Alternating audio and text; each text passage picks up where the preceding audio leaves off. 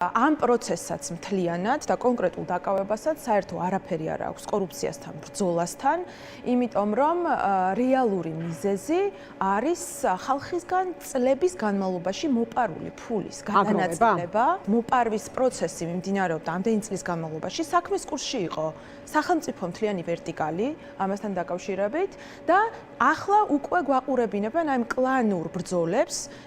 აბსურდია ვისაუბროთ იმაზე, რომ დღესდღეობით ოცნება ებრძვის კორუფციას, მაშინ, როდესაც ოცნების სახე და თბილისის მერიის ხელმძღვანელი ყავს კახი კალაძე, რომელიც კორუფციის სიმბოლოდ არის ქცეული და ასევე ეს არის ჩვეულებრივად ღარიბაშვილი, ლილუაშვილის კლანის განდევნა კალაძე კობახიძის კლანის მხრიდან, ანუ აი ეს ხდება კლანური ბრძოლები, რომლის დროსაც ინაწილებენ ჩვენი ხალხისგან მოპარულ ფულს და ჩვენ ძალიან ბევრჯერ ვისაუბრია იმ 20-25 ოჯახზე, რომელიც დაკავშირებულია ოცნებასთან და რომელიც სარგებელს იღებს ხალხის მუშაობის შედეგად.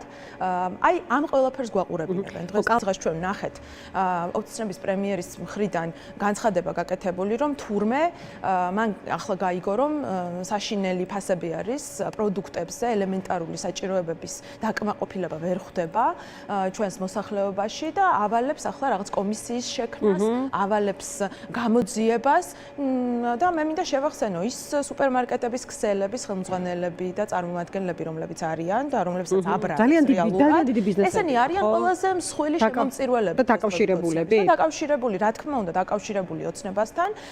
შესაბამისად, ეს არ უნდა ყოფილიყო სიახლე.